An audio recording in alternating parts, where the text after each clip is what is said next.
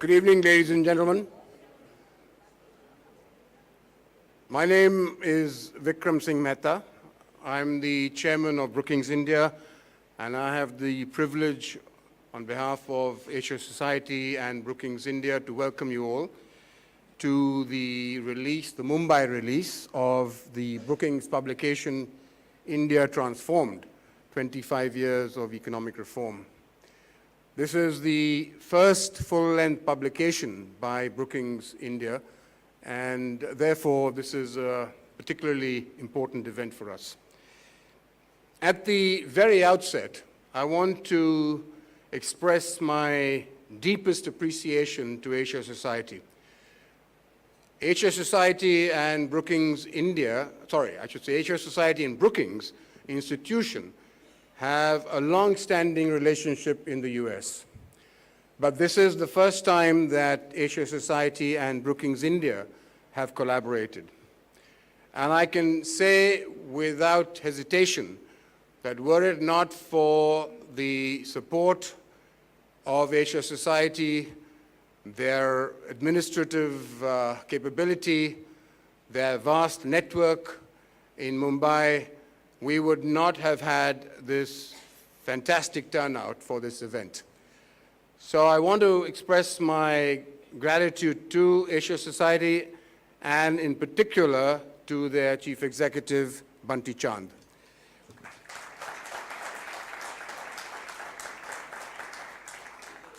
I would have publicly expressed my gratitude to the Honorable Minister Piyush Goyal, were he here. He is on his way. He is caught in the Mumbai traffic, and I've just learned that it will be another 15 or so minutes before he comes. But take it from me that I'm deeply grateful to him for having spared the time. He's a man of, who's got a lot of call on his time, and for him to actually make the effort to come here and to release this book is a matter of great honor to Brookings India. But I would like to say a special thank you to the panel.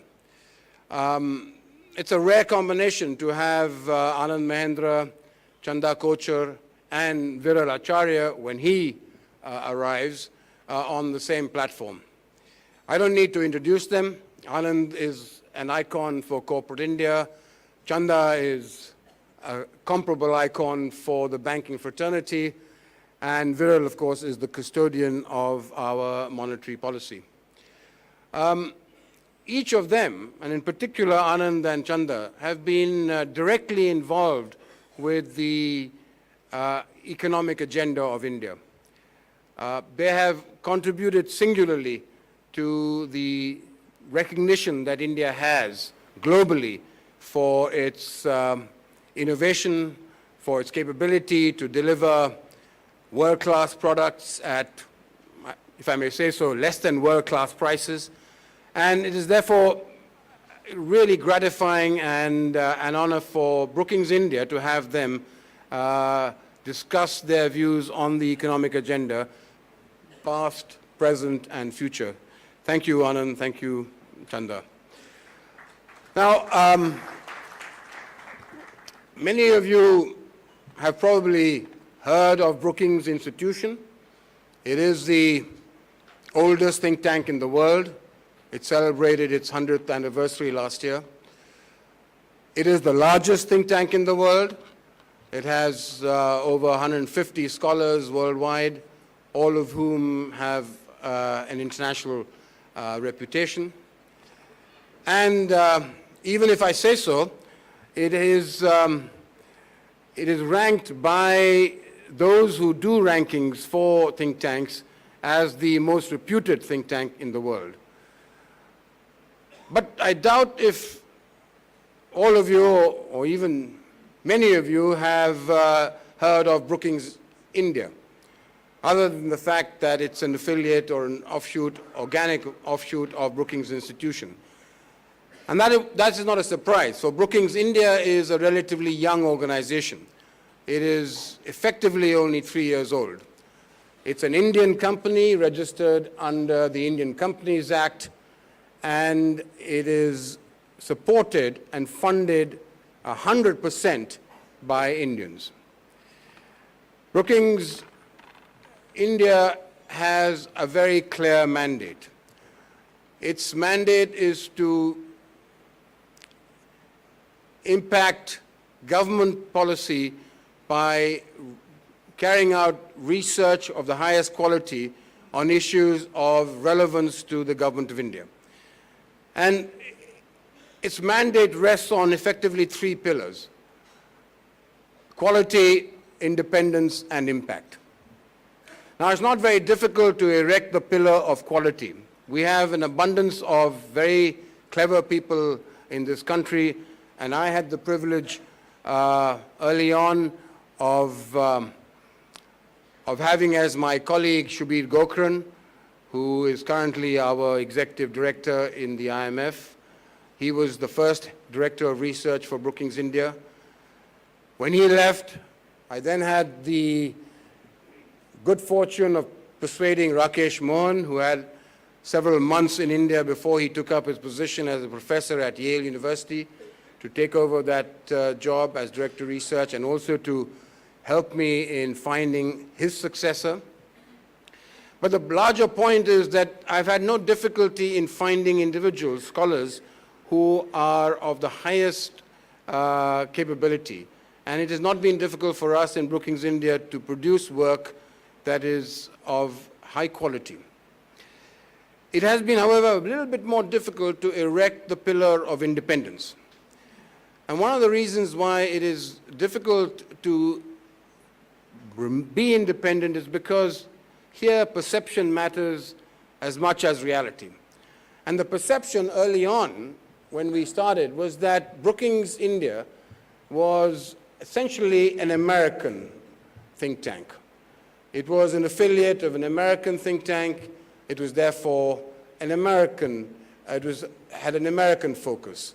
And it was a hugely well-funded think tank because it had the support of the parent organization, in America.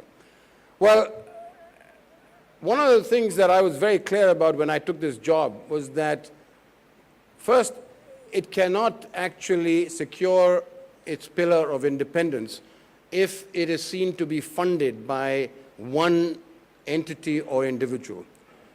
And I was very fortunate, and we were very fortunate in that over a couple of years, we were able to secure the support of what we call 25 Founders Circle members.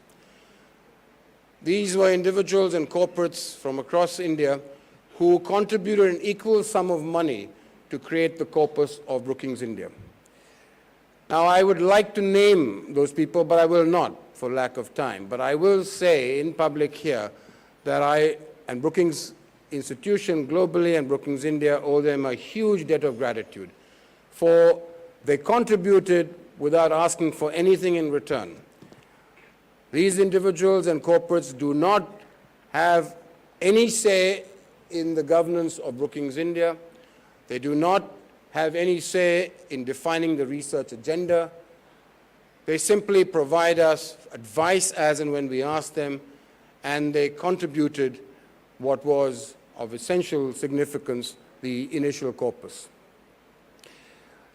With 25 of them, no one can accuse Brookings India of being in hock to any one individual or any one corporate house. And as I said earlier on, it has received no money from overseas for the corpus. It is funded entirely by Indians, and it is run by Indians, led by Indian scholars. So in that sense, it is truly an independent organization without any ideological agenda, without any political agenda, without any corporate agenda. And the final pillar of impact, that again has been something difficult to actually establish, because many people believe that think tanks do not have a role to play. They don't think that governments are pervious to influence from outside sources. They believe that it is difficult, essentially, to impact the nature of and direction of government policy. Here again, my own personal experience has been very different. I think over the last 3 years, we have managed to in some small way, affect the nature and direction of policy in those areas in which we have been involved, which is foreign policy, economic development, energy, and environment. So, ladies and gentlemen, I just wanted to give you this introduction on Brookings because I feel that ultimately our effectiveness is going to be if we can establish a national footprint. We are currently based out of Delhi. We would like to be able to move to other cities, and we would like to be able to impact policy not just at the level of the central government, but also at the level of the state government, local government, and even individuals. Now, before I pass on to Rakesh, let me just say that we have a full program today which would essentially start, assuming that my introduction is not to start, it's going to start with Rakesh giving an overview of the book, and then the minister will give his thoughts, and then we will have the panel discussion moderated by Rakesh, at the end of which Asia Society will offer a vote of thanks. So Rakesh, may I request you to take over from here, and once again, welcome everyone, and thank you. So let me add my words of welcome to all of you and express my appreciation for the support that your presence indicates. It is really wonderful to see so many friends who are here today. It sort of makes me nostalgic about the 7 years that I spent in Mumbai from 2002 to 2009. So thank you all for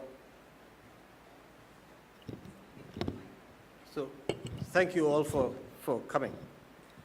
Let me start by, is it all right now, the sound? Let me start by giving you some idea of the motivation behind the book. As we entered 2016, and I had the misfortune of being trapped by Vikram Mehta to do a kind of interim, temporary standby captain, or non-playing captain, I should say, that he also said, since you are here, you really ought to do something useful. And then said, well, it's 2016, so it's 25 years since the reform started. So we should do something to mark 25 years of reform.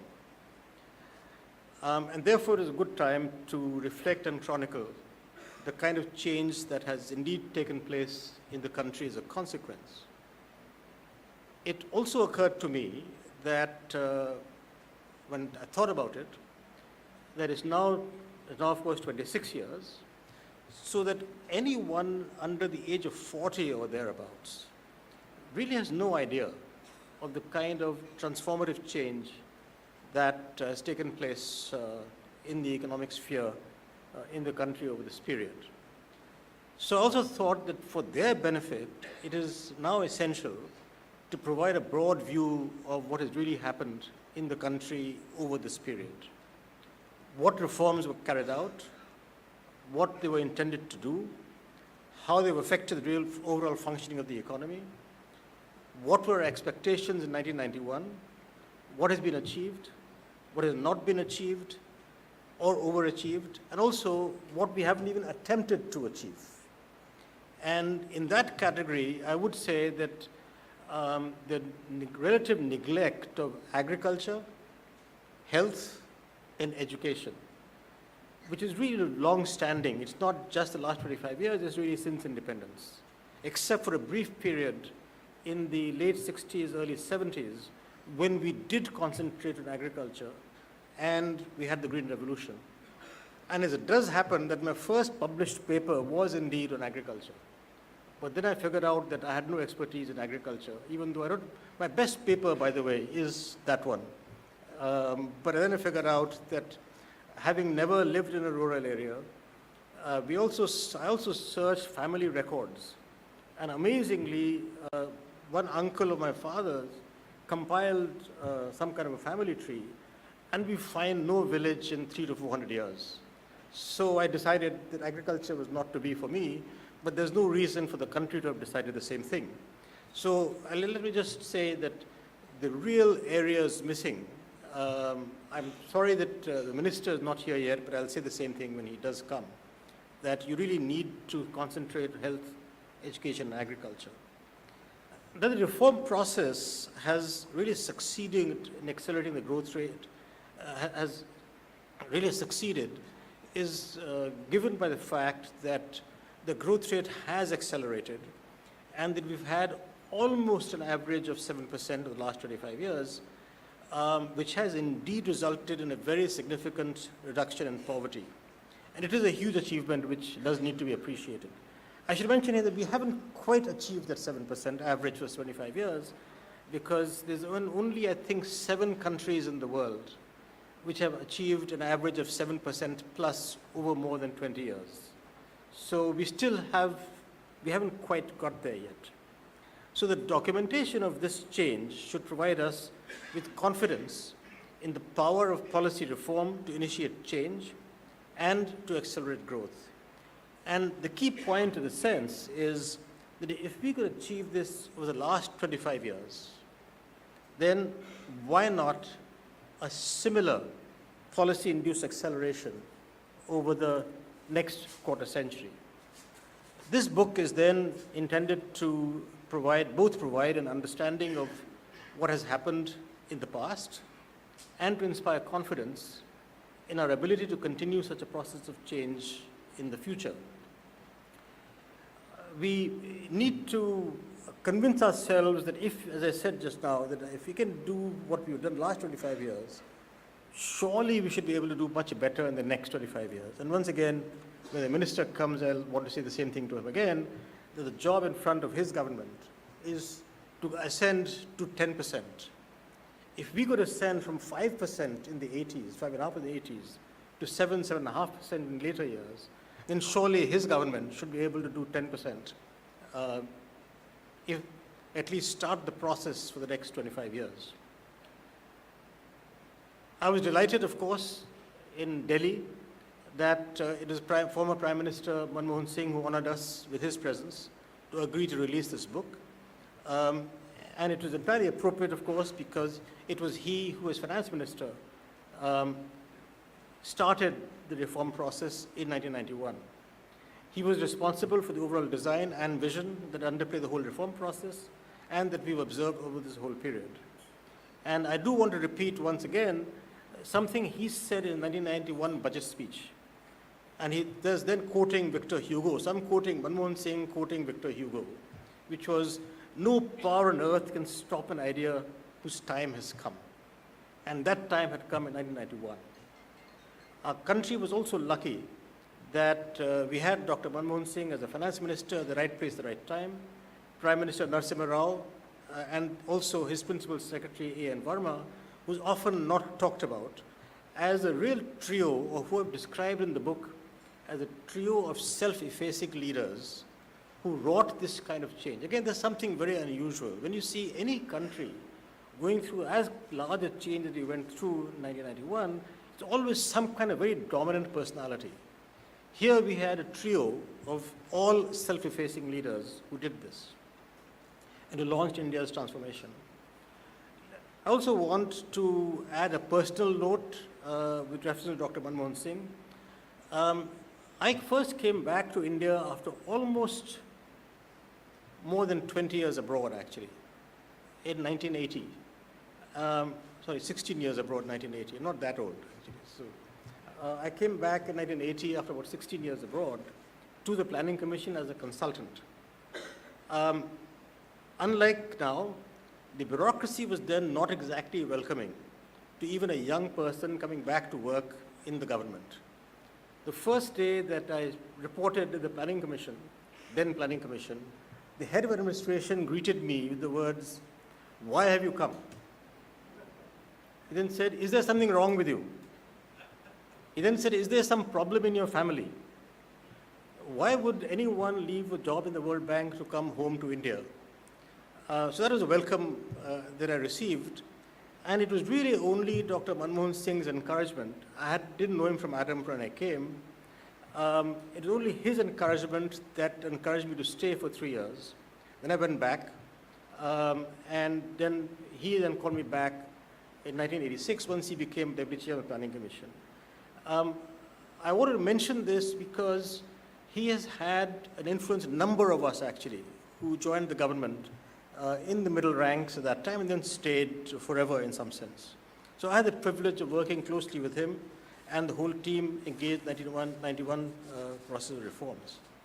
Now, one of the key features of economic strategy in this country, also unusual for any country in the world, is the incredible continuity in economic strategy over this whole period, which has seen 6 prime ministers since 1991. As it happens, also 6 finance ministers, Mr. Jaitley being the 6th finance minister since 1991. And again, Mr. Jaitley's presence giving the keynote address in Delhi at the launch of this book signified to me, together with Dr. Manmohan Singh, the overall consensus that underlies the country's economic strategy, even though this is not always apparent in our noisy and argumentative polity. And I want to illustrate this by mentioning the key transformative reform that the current government is now engaged in, which is the implementation of goods and services tax, which is essential to achieve the full-scale economic integration of the country. I'm just relating this to remind ourselves on how there's been this continuity of policy, and there are many other examples. So the GST is the culmination, actually, a long process of thinking and gradual tax reform for almost 35 years. The idea first, to my knowledge, of initiating value-added tax was first perhaps proposed by the L.K. Jha committee, appointed by Mrs. Gandhi in the early 1980s. It was then put in policy form in the long-term fiscal policy announced by then Finance Minister V.P. Singh under Rajiv Gandhi as Prime Minister, when they announced the idea of MODVAT, Modified Value-Added Tax. That was the late 1980s. Another decade of indirect tax reforms finally culminated in SENVAT under Finance Minister Yashwant Sinha in the late 1990s, and which almost constituted a full-scale VAT up to the production stage. The next decade saw the innovation that Finance Minister Yashwant Sinha initiated, which was the Empowered Committee of State Finance Ministers, which then resulted in the state-level VAT. And the state-level VAT was implemented under Finance Minister Chidambaram, under Prime Minister Manmohan Singh.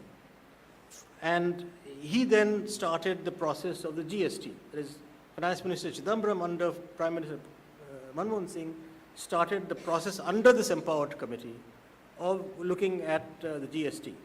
And finally, it is Mr. Jaitley as Finance Minister and Mr. Modi as the Prime Minister who have implemented this long-awaited reform in its final stage. I do hope that the current government will continue in this vein and succeed in reducing the excessive number of GST rates to a single one, but it'll probably take another 10 years. That's how these things go. So one can give many other examples of the continuous process which has characterized our economic policy of the last 25 or so. Similarly, the presence of Mr. Goyal, who, where is he right now, Vikram? 15 minutes. Still 15 minutes, but that was 20 minutes back. So I don't have to speak 15 minutes now, do I? Okay. So, I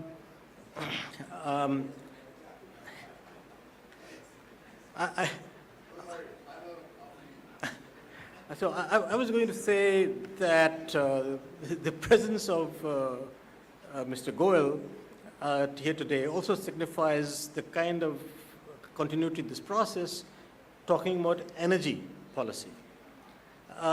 This has been the energy policy, power sector reforms in particular, have also had a long, long process to transform the energy sector in India. And it's a long way to go. And one of the things that the Finance Minister Jaitley said in Delhi that was the headline that came in most of the papers who reported it, was that reforms have no finishing line. I think that's an important thing to keep in mind. The energy sector illustrates that this very graphically. So Minister Piyush Goyal now has to deal both with the legacy of old, unfinished, and unimplemented reforms in the energy sector, but he now also has the challenge of the challenge proposed by renewable energy, which wasn't there 10 years ago even.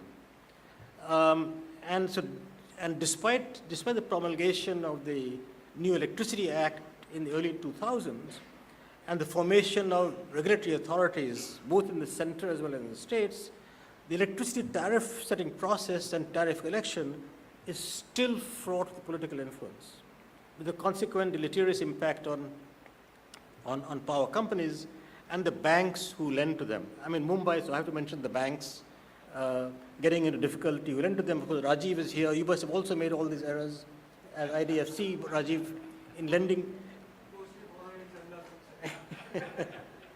So the really serious point is that, look, there's a huge unfinished process of reform in the electricity sector as well, again, a continuity over a long period of time. Let me now come back to the book. You might have forgotten we were talking about a book, so let me come back to the book. It is obvious that this book is very much a collective effort, just as the reform process itself has also been a collective effort of the government and private sector alike. So throughout 30 years of being in and out of the government or around the government, I've had the good fortune of being associated in different ways with each of the remarkable individuals who have contributed to this book. I have called upon our bonds of friendship to persuade each of these busy individuals to reflect on their experience as they have transformed themselves, their respective organizations, and their country in these 25 years. This book brings together 31 technocratic leaders who have participated in this exciting endeavor of nation building since the early 1990s. And this group does include some of the key commentators, policymakers, advisors, academics, industry leaders, opinion makers. Each of them has made key contributions in their respective fields and very consistently, and retained their credibility and commitment across a succession of diverse governments of different political persuasions. This is why I didn't ask any political person to contribute to the book, because I was afraid there might be some partisanship in their contributions. And each of the authors has displayed professionalism of the highest order in the respective areas of operations. I'm delighted, although it's too few, that 5 of the 31 contributors today are present in this room. There were, I think, 18 of them in Delhi. And there's one of them who was there as Geeta Piramal sitting in front, was there in Delhi as well as here. So thank you very much, Geeta. So I'm a heartfelt appreciation for this act of friendship expressed by each of these, of the contributors. Vikram has already thanked Bunty, but since Bunty Chand is delivering the vote of thanks, I suppose she won't be able to thank herself for what she's done, because normally that's what the vote of thanks would consist of. So you'll have to thank yourself also when you do the vote of thanks. So let me express my heartfelt appreciation for everything that you've done to bring all of us together, and in such an elegant fashion. She did the same, by the way, for my last book. So this is becoming a welcome habit, but don't think I'm going to write another one. Thank you very much.